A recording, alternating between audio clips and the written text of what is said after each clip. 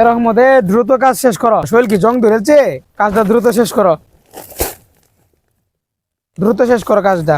করতেছি তাড়াতাড়ি শেষটা। আচ্ছা, আর একটা কাজ আছে আরো। গরুর ঘরটা পরিষ্কার করো, গরুর ঘরটা ময়লা হয়ে লইছে। কয় কাটায় বাড়ায় দেমনে যাও।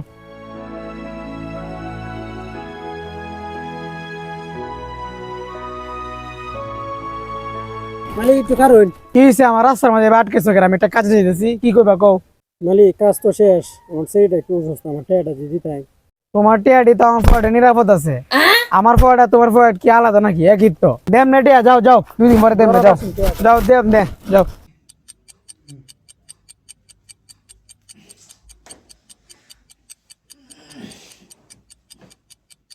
আল্লাহ দেয়া যা আমার আমল না মাঝে বালা কিছু দিছে। আল্লাহ দেয়া যা আমার আমল। মালিক দাঁড়াইন। মালিক আমার শরীরটা অসুস্থ আছে, আমি আপনার কাছে আমার হকে টাকা চাইছিলাম, আপনি আমার হাসাহাসি করে আমার তারাই দিছিলেন, আমার টাকা দিছিলেন না, এখন আমার নেকি দিন।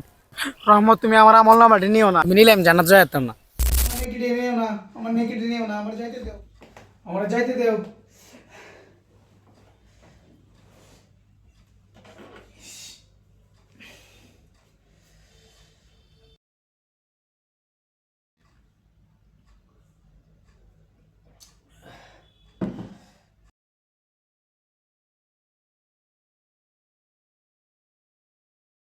রহমতের টিয়াডি দিয়াই না, না আল্লাহ আমার ছাড়তো না।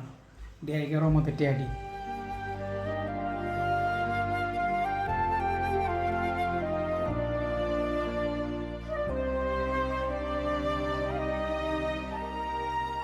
দরজাটা দেখে দি।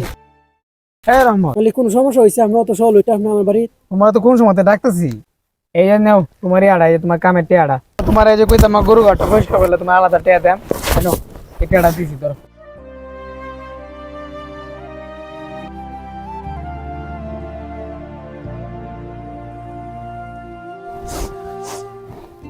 রহমত, তুমি আমার মাফ করে দিও, বুঝছো? তোমার মেয়ে চিকিৎসার জন্য টিয়াডা দিতে পারলাম না, আমার মাফ করে দিও। রহমত, আমার মাফ করে দিও, বুঝছো? আরে মালিক আপনি কি বলেন? আমি তো আগে আপনার মাফ করে দিছি, আপনি কি তা কইন এটা? আচ্ছা রহমত, আমার মাফ করো। আল্লাহর হক আল্লাহ চাইলে মাফ করতে পারেন, কিন্তু বান্দার হক স্বয়ং বান্দা মাফ না করলে আল্লাহ মাফ করবেন না। অন্যকে কষ্ট দিয়ে জান্নাতের আশা করা বৃথা।